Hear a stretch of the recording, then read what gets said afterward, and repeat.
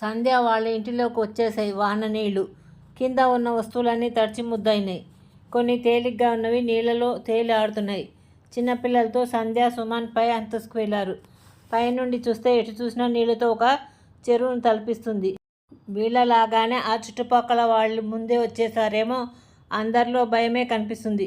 ఎప్పుడు వాళ్ళు విని ఎరగని విపత్తు. ఈ పరిస్థితిలో ఎలా ఎదుర్కోవాలో తెలియని పరిస్థితి. సంధ్య వాళ్ళు వస్తూనే కొన్ని మంచినీళ్ళు తెచ్చుకున్నారు. దాంతోపాటు పిల్లలకు తినడానికి కొన్ని స్నాక్స్ ఉంటే అవి తెచ్చారు. దాంతోపాటు కొన్ని పండ్లు ఉంటే అవి కూడా బ్యాగ్లో వేసుకొచ్చారు. అవన్నీ ఆలోచించే టైం లేకుండా తమతో పాటు చిన్నపిల్లలు ఉన్నారు. వాళ్ళ ఆకలి ఎలా కంట్రోల్ చేయగలరు? అందుకే ఆ ముందు చూపు.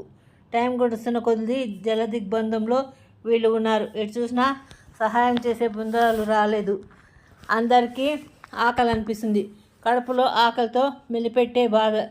ఎవరి మొహాల్లో కూడా ఆకలిని జయించే మార్గం కనపడడం లేదు. ఫోన్లు ఉన్నవారు, సిగ్నల్ ఉన్నవారు తాము ఇక్కడ ఉన్న సంగతి తమ వారికి తెలియజేసి ఇటు సహాయక బృందాలను పంపమని, ఆహార పొట్లాలు, మంచినీళ్ళు పంపమని చెప్తున్నారు. ఆ సమయంలో ఎవరు ధనం కానీ బలం కానీ ఉపయోగపడడం లేదు. అందరూ నిస్సహాయులే. ఇది ప్రకృతి చూపిన పాఠం. అందరికీ విపరీతమైన నీరసం వస్తుంది, భయం వేస్తుంది.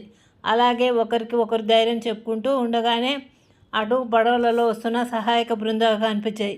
వాళ్ళు వస్తూనే వీళ్ళకు ఆహార పొట్లాలు అందజేశారు.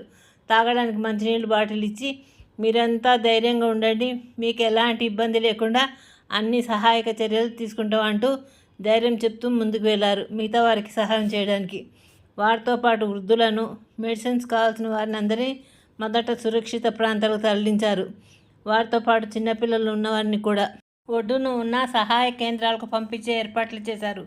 కరెంట్ పునరుద్ధరణ త్వరగా చేసేలాగా కరెంట్ సిబ్బంది వారి సహాయం కూడా అందించారు.